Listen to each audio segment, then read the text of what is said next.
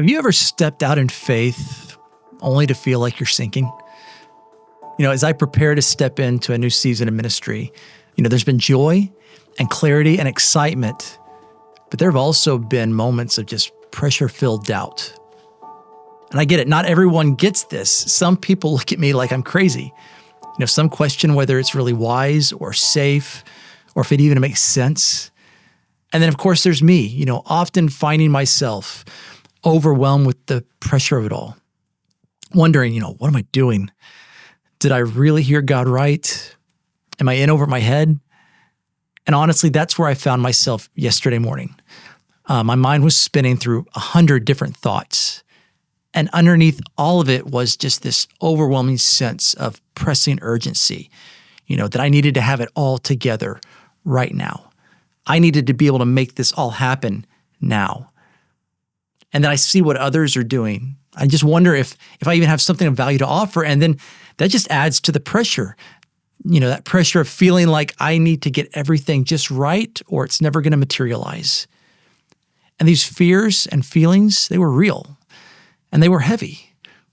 But right in the middle of my spiraling, I sensed something quiet starting to interrupt it. It wasn't a booming voice. It wasn't a lightning bolt. It was just a still, steady whisper rising up in my spirit, saying, you don't have to manufacture this. You don't have to carry the pressure to get everything right. You don't have to outshine or outperform anyone else. And it was like God saying, I'm the one who called you. I'm the one who's going to lead you. I'm going to provide. I will open the doors. I will use you, but I'm going to use you my way and in my time. So you just need to trust me and keep your eyes on me. And as simple as that sounds, it brought a peace that all of my overthinking and just constant planning could never do. It reminded me of Peter. He saw Jesus walking on the water and he said, Lord, if it's really you, tell me to come. And Jesus called him and said, come. So Peter stepped out of the boat into the middle of the storm and he actually walked on water. But then we all know what happened, right? He saw the waves. He felt the wind. He looked at the chaos around him and he started to sink. And that story's always stuck with me. But lately, I don't just see it as a moment. I see it as a pattern because that's what it's felt like for me. I fix my eyes on Jesus. I take that step of faith and then the pressure hits and I start looking around and I start looking within and I start sinking. But Jesus, that's the good news. He doesn't let Peter drown. Immediately, he reaches out his hand, he pulls him back up. And here's something I've always wondered.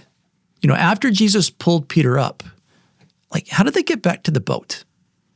Because I doubt Jesus dragged him. I don't think he carried him. Maybe he did. I don't know. I like to think that they walked back together hand in hand. So still on the water. The storm may not have stopped, yet Peter wasn't afraid anymore. Not because the waves had disappeared, but because his eyes were locked back in on Jesus and his hand was in his. And that's what I needed yesterday. It's honestly what I've needed continually. Because this journey isn't about performing for God. It's not about proving I was worth the calling. It's not about avoiding every wave or never sinking. It's about learning over and over to reach for his hand, to let him lift me, to walk with him, to put my eyes back where they need to be.